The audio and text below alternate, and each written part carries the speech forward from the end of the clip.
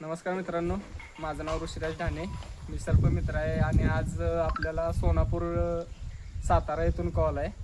तर कोणता साप आहे ते आता मी तुम्हाला बघून सांगतो. ग्रीन कलरचा आहे, ॲक्च्युली म्हणजे चापडाच आहे. तर मी तुम्हाला रेस्क्यू करतो आणि दाखवतो चापडा कशा प्रकारे ओळखायचा. कारण आपल्या गावाकडच्या माणसांचा एक प्रॉब्लेम आहे की हिरवा साप दिसला की त्याला हिरटोळी बोलायचं, पण ॲक्च्युली असं नसतं. हिरव्या सापात पण 4 प्रकार आहेत. त्यातला चापडा म्हणजे विषारी साप आहे आणि जो हरणटोळ असतो, हिरटोळी असते, ती ॲक्च्युली निमविषारी असते. म्हणजे त्याने 10 वर्षाच्या आतल्या मुलालाच फक्त त्याचं विष चढतं.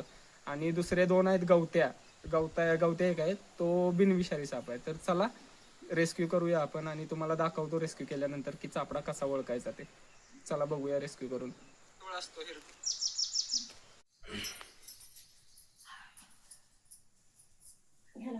अरे तोंडच बाहेरच्या साईडला.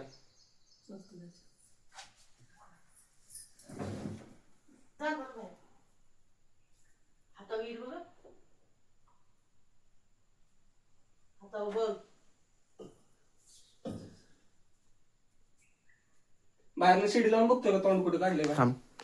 बघतो. चला चालू.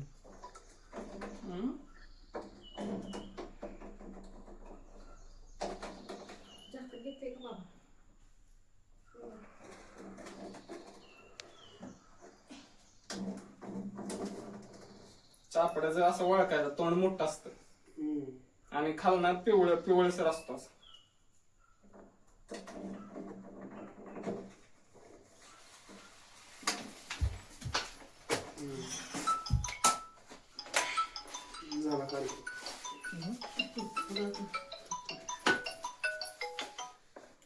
विश्वजित बोल.